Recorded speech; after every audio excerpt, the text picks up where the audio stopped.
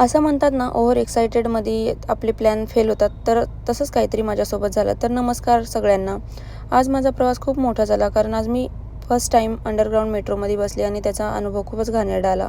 कारण technical इश्यूमुळे train 10-10 मिनिटे late होती आणि मला जाण्यासाठी खूप उशीर लागला. त्याच्यानंतर येता वेळेस मला लोकल ट्रेन पकडावी लागली आणि परत रिक्षा पकडून घरी यावे लागले.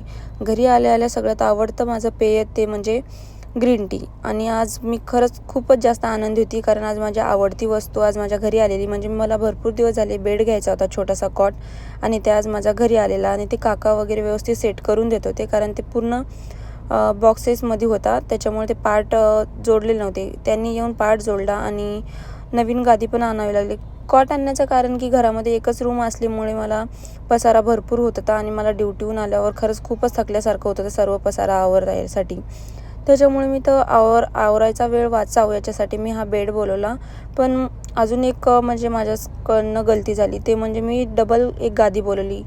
कारण ऑलरेडी गादी होती, पण ती डबल होती, त्याच्यामुळे मला सिंगल गादी बोलावी लागली. आणि गादी एवढी जड आलेली, ही गादी स्पंज आहे आणि एवढी जड आलेली ती मला अक्षरशः उचलत नव्हती. आणि कशी तरी हिंमत करून मी मस्त ती गादी टाकली. आणि व्यवस्थित असं भीती पण होती की मी तर सांगितली या साईडची येते की नाही व्यवस्थित, पण अगदी बरोबर सेट झाली.